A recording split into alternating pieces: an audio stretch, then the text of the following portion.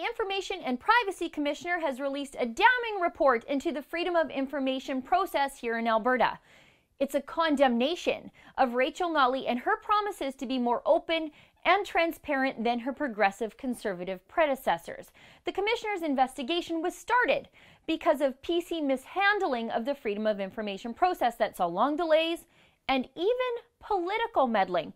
CBC News received an internal memo where former Deputy Premier Thomas Lukaszuk told press secretaries to gather information about active freedom of information requests which have the potential to generate media, session, political, or other reputational issues for the government. And in the report, it became clear that the NDP are as bad, if not worse, than the PCs, even though they promised to be better. Isn't that just the story of the NDP, though? I mean, look at this. By the time the questioning of information coordinators happened, the NDP were in power, and the NDP government was lawyering their own witnesses. This is right from the Commissioner's report. It reads, in addition, all witnesses for the investigation were represented by a lawyer from Alberta Justice and Solicitor General, who also represented the respondent ministries. This is unprecedented in the history of the office's investigations, and in addition to significantly delaying the investigation, may have prevented witnesses from candidly sharing their experiences and assessments. At the Rebel, we already know this stuff. The meddling and roadblocks happen to us all the time. We get massive bills, some in the amount of thousands and thousands of dollars when we file these requests.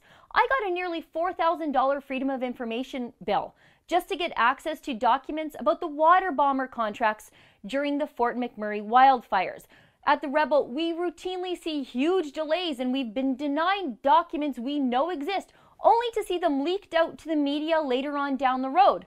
The document that showed the NDP's climate leadership plan would cost 15,000 Alberta jobs right off the hop? Well, we filed a request for that document months before it was ever leaked. We knew it existed, but the NDP wouldn't give it to me. It was eventually leaked to the Calgary Herald. We have been sounding the alarm bells on the NDP's actions around freedom of information practices all along. We even have a special fundraising page because of all the huge bills we get to deter our investigations. But the media doesn't care when we get stonewalled, blocked, and paywalled. They only care when they get inconvenienced. And about that website, if you can help fund our independent investigations into the NDP, you can donate at whatissshehiding.ca. For the Rebel.media, I'm Sheila Gunreid. If you can help fund my independent investigations into this secretive and arrogant NDP government, go to whatissshehiding.ca.